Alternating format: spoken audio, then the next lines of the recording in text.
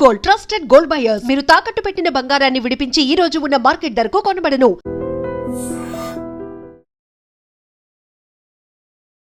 Hi guys, welcome to I dream. నేను మీ Chanakya.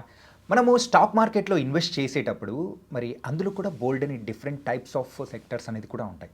And అందులో ఇంట్రాడే అంటూ ఉంటారు, స్కాల్పింగ్ అంటూ ఉంటారు. అండ్ ఇలాంటి డిఫరెంట్ టైప్స్లో ఇన్వెస్ట్ చేయాలని కొంతమందికి ఆ ఎమోషన్స్కి తగ్గట్టు కూడా ఒకదానికి ఒకటి సంబంధం లేని టైంలో కూడా మరి సెలెక్ట్ చేసుకొని మనం ఇన్వెస్ట్మెంట్ చేస్తూ ఉంటాం. కానీ మెయిన్గా దాంట్లో డిఫరెన్స్ ఏంటా అనేది కూడా చాలామందికి తెలియకపోవచ్చు. కాబట్టి ఈ వీడియో మాత్రం పర్టికులర్గా మరి ఆ డిఫరెన్స్ ఏంటి, ఆ సెక్టర్స్లో ఉన్న మార్పుల వల్ల మనము దీంట్లో మనం ఎక్కువ సంపాదించుకోవచ్చు అండ్ డిఫికల్టీస్ ఎలా ఉంటాయి, వీటన్నిటి గురించి మనకు క్లియర్ ఎక్స్ప్లెనేషన్ ఇవ్వడానికి మన స్టాక్ మార్కెట్ ట్రైనర్ అండ్ అలాగే ఎక్స్పర్ట్ అయిన ఏఎస్ చక్రవర్తి గారు ఇప్పుడు మనతో పాటున్నారు. మరి సార్తో మాట్లాడదాం. ఆ డిఫరెంట్ టైప్స్ ఆఫ్ మరి స్టాక్ మార్కెట్లో ఏముంటాయి ఏంటి అనేది అడిగి తెలుసుకుందాం. Hi sir. నమస్తే సార్. నమస్తే చాణిక గారు. సార్ సో మీకు తర్వాత మీ ఐ డ్రీమ్ ఛానల్కి మరొకసారి ధన్యవాదాలు చెప్పుకుంటూ థ్యాంక్ యూ సార్. టాపిక్లోకి వెళ్దాం. మీరు అడగాలనుకుంది ఏంటో నాకు అర్థమైంది ఏంటంటే, స్టాక్ మార్కెట్లో భిన్న మనస్తత్వాలు ఉంటాయి, అభిప్రాయాలు ఉంటాయి, వ్యక్తిత్వాలు ఉంటాయి. సో ఇక్కడ చాలా రకాల ట్రేడింగ్స్ ఉంటాయి. సో ఈ రకరకాల ట్రేడింగ్ గురించి ఒకసారి బ్రీఫ్గా ఎక్స్ప్లెయిన్ చేస్తారా? అంటే ఫర్ ఎగ్జాంపుల్ ఇంట్రాడే ట్రేడింగ్ అంటే, స్కాల్పింగ్ అంటే, స్వింగ్ ట్రేడింగ్ అంటే, పొజిషన్ ట్రేడింగ్ అంటే, మూమెంటం ట్రేడింగ్ అంటే, ఇవి ఎలా చేయాలి అనేటువంటిది మీరు అడుగుతున్నారు. నాకు అర్థమైంది. చాణిక గారు, స్టాక్ మార్కెట్లోకి ఫస్ట్ మనం ఇంట్రాడే ట్రేడింగ్ గురించి డిస్కస్ చేద్దాం. అసలు ఇంట్రాడే ట్రేడింగ్ అంటే ఏంటో డిస్కస్ చేద్దాం. జనరల్గా స్టాక్ మార్కెట్ అంటే ఎన్ఎస్సి, బిఎస్సి స్టాక్ ఎక్స్చేంజెస్ అంతే కదా. మనం ఏదైనా ఒక స్టాక్ కొనాలంటే, షేర్లు కొనాలంటే ఎన్ఎస్సి, బిఎస్సిలో కొంటాం. So market NSE stock exchange కానీ, బిఎస్సి స్టాక్ ఎక్స్ కానీ మార్కెట్స్ 9:15కి ఓపెన్ అవుతాయి, 3:30 క్లోజ్ అవుతాయి. సో మీరు 9:15 మార్కెట్లు ఓపెన్ అయిన తర్వాత పొజిషన్స్ తీసుకొని, అంటే పెరుగుతున్నటువంటి వాళ్ళు బై పొజిషన్స్ బిల్డ్ చేస్తారు, పడిపోతుంది అనుకుంటే వాళ్ళు సెల్ పొజిషన్ అంటే షార్ట్ పొజిషన్ బిల్డ్ చేస్తారు. ఏం చేసినా సరే వీళ్ళ యొక్క పొజిషన్స్ని 3:30 లోపల క్లోజ్ చేసేస్తే, either profit or loss whatever it may be, వాళ్ళ పొజిషన్ క్లోజ్ చేసేస్తే like the trading is called intraday trading అంటారు. ఓకే. అంటే ఫర్ ఎగ్జాంపుల్ మీరు స్టాక్ పెరుగుతుంది అనుకున్నారు, ఓకే, కొన్నారు, మార్కెట్ ఓపెన్ అయిన తర్వాత 9:15 తర్వాత మార్కెట్ ఓపెన్ అయిన తర్వాత కొన్నారు, పెరిగితే ప్రాఫిట్, పడిపోతే లాసు. 3:30 లోపల క్లోజ్ చేశారనుకోండి ఇంట్రాడే ట్రేడింగ్, పొజిషన్ క్లోజ్ అయిపోయింది, intraday trading profit loss book చేశారు. ఓకే. లేదా ఒక స్టాక్ పడిపోతుంది అనుకున్నారు అనుకోండి, సెల్ చేస్తారు, అంటే షార్ట్ పొజిషన్ బిల్ చేస్తారు, పడిపోతే ప్రాఫిట్, పెరిగితే లాస్. ఆ పొజిషన్ కూడా 3:30 లోపల ఏదో ప్రాఫిట్ ఆ లాస్ బుక్ చేశారనుకోండి, వాటిని ఇంట్రాడే ట్రేడింగ్స్ అంటారు. సో ఈ ఇంట్రాడే ట్రేడింగ్ పార్టిసిపేట్ చేసేటువంటి వాళ్ళు ఎప్పుడైనా సరే, ఎవరైనా సరే, ఫస్ట్ వాళ్ళు చూసుకోవాల్సింది ఏంటండి, పర్టికులర్ డే అసలు ట్రెండ్ ఎలా ఉందో చూడాలి. Overall trend of the market అనేది చాలా చాలా ఇంపార్టెంట్ అండి. ఎందుకంటే నేను ఎప్పుడు కూడా మార్కెట్లో వచ్చే వాళ్ళకి ఒకటి చెప్తాను, మీ సక్సెస్లో 90% ట్రెండ్ ఐడెంటిఫికేషన్లోనే ఉంటుంది. సో ఆ పర్టికులర్ డే మీరు ఇంట్రాడే అంటే బై చేయాలనుకుంటున్నా, సెల్ చేయాలనుకుంటున్నా, మార్కెట్ కండిషన్స్ ముందు గమనించాలి. అది ఏ ట్రెండ్లో ఉందా, అప్ ట్రెండ్లో ఉందా, డౌన్ ట్రెండ్లో ఉందా, లేకపోతే ఫ్లాట్ ట్రెండ్లో ఉందా, అంటే ట్రేడింగ్ పీరియడ్లో ఉందా, ఇది గమనించుకోవాలి. So trend market overall trend decide చేసేది నిఫ్టీ 50 కదా, అంతే. అందువల్ల నిఫ్టీ 50 టెక్నికల్స్ ఒకసారి ఖచ్చితంగా ఎవరైనా చూడాల్సిందే. నువ్వు ఏ స్టాకులు ఇంట్రాడే చేయాలన్నా ఖచ్చితంగా నిఫ్టీ 50 మీద అవగాహన ఉండాలి. నిఫ్టీ 50 స్టాక్స్ అప్ ట్రెండ్లో ఉన్నాయా, డౌన్ ట్రెండ్, అంటే నిఫ్టీ అనేటువంటిది అప్ ట్రెండ్లో ఉందా, డౌన్ ట్రెండ్లో ఉందా ఒకసారి తెలుసుకోవాలి. తెలుసుకున్న తర్వాత ఇంకొక ముఖ్యమైన విషయం ఏంటంటే చాణిక్య గారు, ఆ పర్టికులర్ సెక్టార్ కూడా గమనించుకోవాలి. ఫర్ ఎగ్జాంపుల్ పోయినసారి మనం డిఫెన్స్ స్టాక్స్ చెప్పాం, డిఫెన్స్ స్టాక్స్ అన్నీ పెరిగినాయి చూడండి. మనం రికమెండ్ చేసిన తర్వాత తెల్లవారి నుంచే అసలు ఎంత బీభత్సంగా పెరిగినాయి డిఫెన్స్ స్టాక్స్ అన్ని. ఆ సెక్టార్ దాని ఎఫెక్ట్ మొత్తం సెక్టార్ మొత్తం లేచినాయి. ఎందుకంటే మీరు ఆ మార్కెట్ ట్రెండ్ని అంటే పర్ఫెక్ట్గా క్యాల్కులేట్ చేసి మీరు చెప్పారు. చెప్పాను. అదేవిధంగా డిఫెన్స్ సెక్టర్ చూడాలి, ఖచ్చితంగా కొనాలని కూడా చెప్పారు.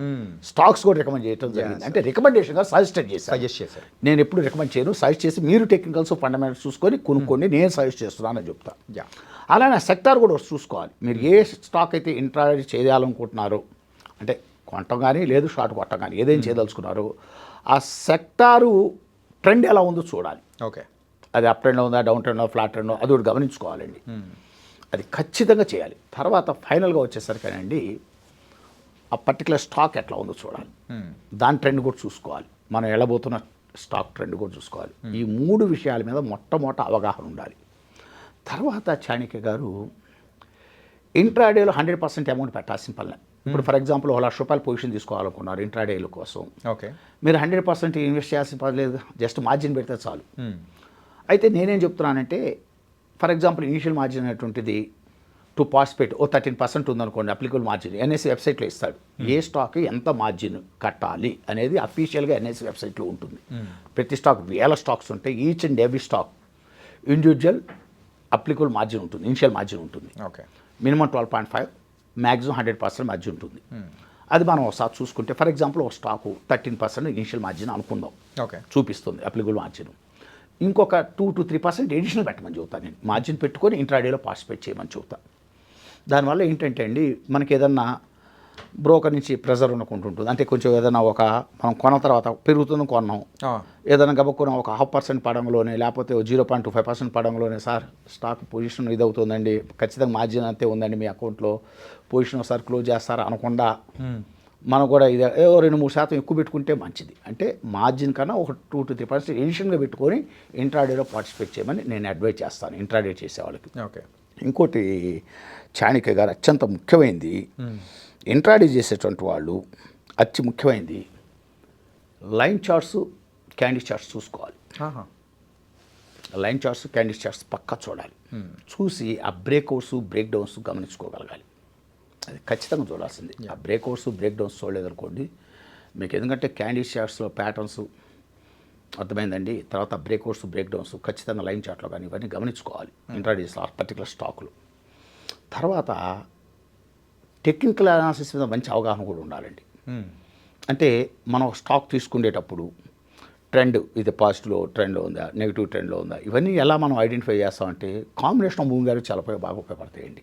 Sir combination of moving average అంటే 2 మూవింగ్ యావరేజ్లు, 2 మూవింగ్ యావరేజ్ అంటే 20 days SMA అని 50 days SMA అని అట్లా తీసుకుంటాం. 2 మూవింగ్ యావరేజ్లు తీసుకోవడం చాలా ఇంపార్టెంట్. ఓకే, తర్వాత RSI ఒకటి, రిలేటివ్ స్ట్రెంత్ ఇండెక్స్ ఒకటి, MACD ఒకటి, ఇవన్నీ చాలా చాలా ఇంపార్టెంట్ ఇంట్రాడే చేసేవాళ్ళకి. And one more important, intraday చేసేవాళ్ళు ఎప్పుడు కూడా అండి టెక్నికల్స్ చూసేటప్పుడు 5 minute చార్ట్ ఒకటి, ఓకే, 50 minute చార్ట్ ఒకటి, candles and 30 minutes candle charts ఇవన్నీ చూడాలి.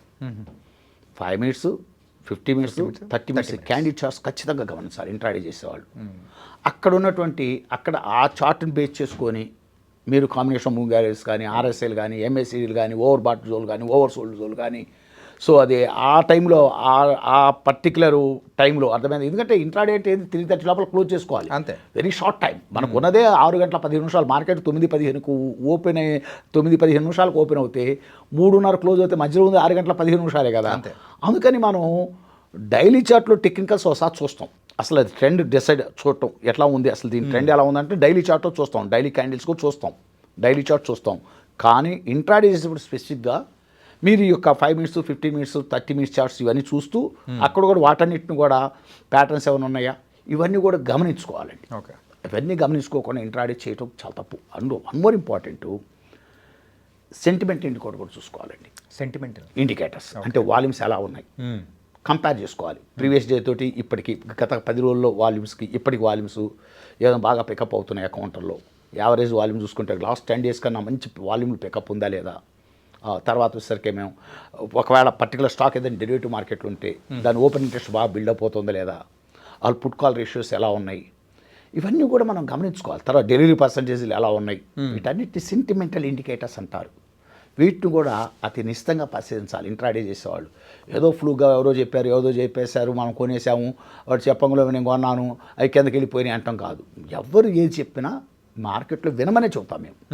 వినదగున ఎవరు చెప్పినా వినినంతనే వేగిరపడక నేను వినమనే చెబుతాను. కానీ డబ్బు పెడుతుంది లేదు కాబట్టి ఒకసారి ఇప్పుడు నేను చెప్పినట్టు మార్కెట్ కండిషన్స్ ఏంటి, సెక్టార్ కండిషన్స్ ఏంటి, ఆ స్టాక్ ఎట్లా ఉంది, టెక్నికల్గా ఎలా ఉంది, ఫండమెంటల్గా ఎలా ఉంది, సో క్యాండిల్స్ ప్యాటర్న్స్ ఇవన్నీ చూసుకొని, so combination of moving average ఇవన్నీ చూసుకొని, సెంటిమెంట్ ఇండికేటర్స్ చూసుకొని, yes it's the best time to enter in the stock. అర్థమైందా?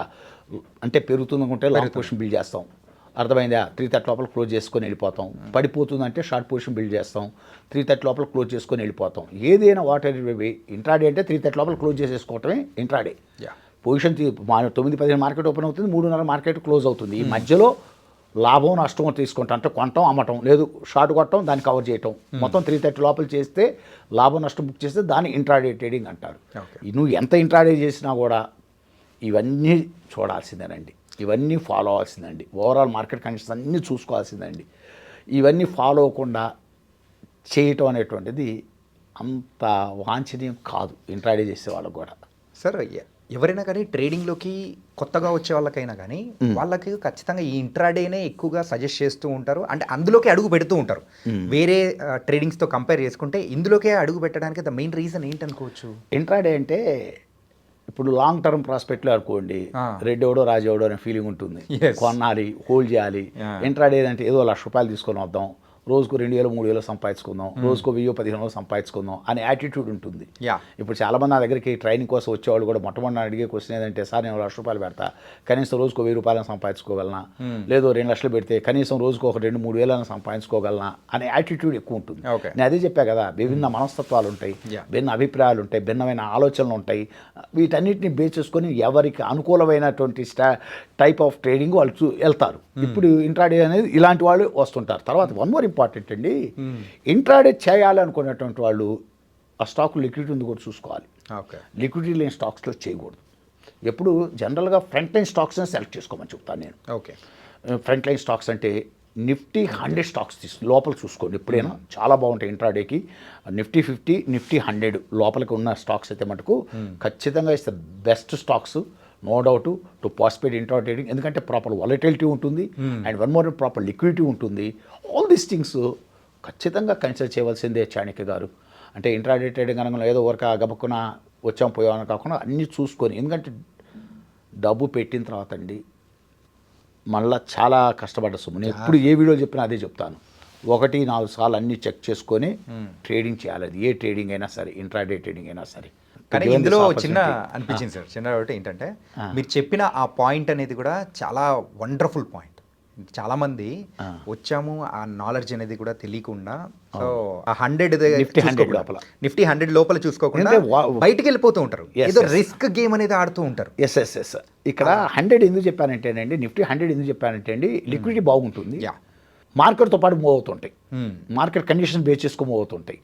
అందులో market conditions, sector conditions and stock వీటన్నిటిని బ్యాలెన్స్ చేసుకుంటూ మంచి లిక్విడిటీ ఉంటుంది, డెలివరీ బాగుంటాయి. అసలు మార్కెట్ మూవ్ అవ్వగానే మొట్టమొదటి లేచే ఇవే కదా, నిఫ్టీ 50 తర్వాత మన నెక్స్ట్ 50 లేచేది. అందువల్ల వీటిని ఖచ్చితంగా చూడమని చెబుతుంటాను. అది సో నైస్ అనాలిసిస్ సార్. మెయిన్గా అయితే ఇంట్రాడే అంటే ఏంటో తెలియని వాళ్ళకు కూడా సో చాలా చక్కటి అర్థమయ్యేలా కూడా మీ విశ్లేషణ అనేది కూడా చాలా బాగుంది. And thank you so much. Okay, thank you sir Chanakya గారు.